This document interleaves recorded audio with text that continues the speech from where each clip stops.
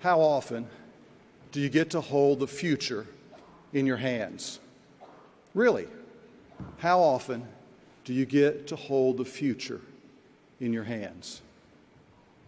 When my wife Cindy and I were emerging from college, there were tremors in the community of churches of which we were a part.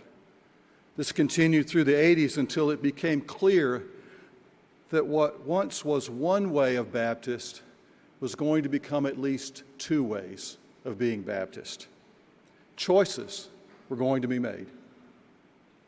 Cindy and I believe strongly in the autonomy of the local church, the priesthood of the believer, and the separation of church and state. Therefore, our choice was not difficult. We were going to be Cooperative Baptist Fellowship Baptists, and we have been since the beginning. CBF matters to my wife and I because CBF matters to the kingdom of God. But how does CBF matter to the kingdom of God? One of the purposes of General Assembly is to tell the stories of CBF ministries all around the world. If you don't know those stories, hang around this week. You're going to hear them. CBF has an incredible 25-year history of ministry, of partnering with God to bring His kingdom to earth. God raised up a movement from the ashes of controversy. But I want to tell you a different story tonight. Not a story about a past, but a story about the future.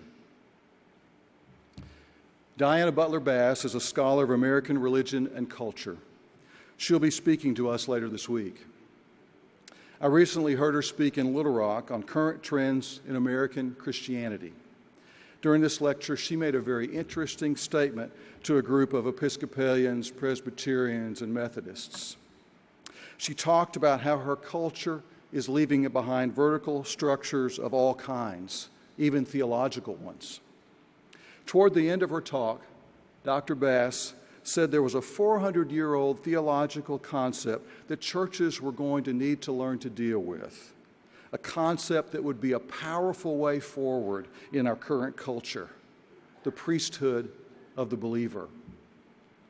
I wanted to raise my hand and say, hey, I'm a Baptist. I know how that works. I can explain it to you.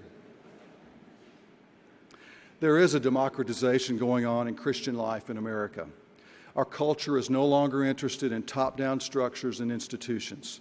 Historical Baptist theology has been mostly disinterested in those structures for over 400 years. Could it be that CBF is uniquely positioned at this juncture of American Christian history to be a means of bringing Jesus to a new and ever-changing culture? Could it be that Cooperative Baptists, because we were born 25 years ago questioning top-down thinking, are uniquely positioned to be that very means?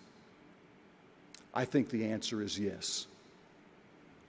CBF is uniquely positioned to be the presence of Christ for a nation and world that are seeing God in a whole new way.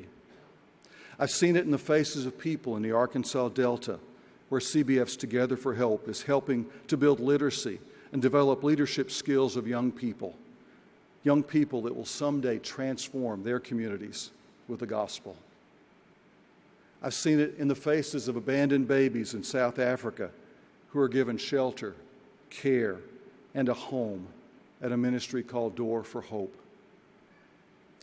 I've seen it in the faces of young ministers who will soon be our leaders as they find community, support, and ministry formation through the CBF Fellows Program.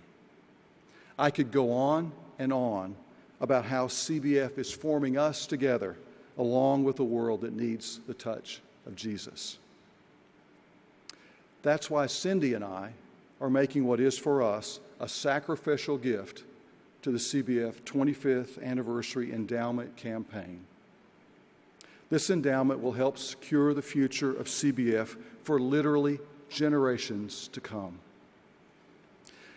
Not so that we can preserve another institution, but so that we can participate in the unique contributions that CBF will make in partnering with God to bring His kingdom to earth.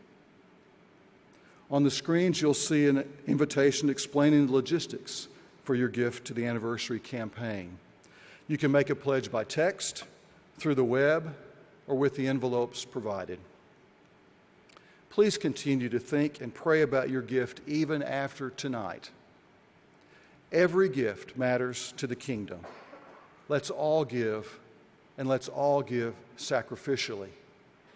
Because, in reality, how often do you really get to hold the future in your hands?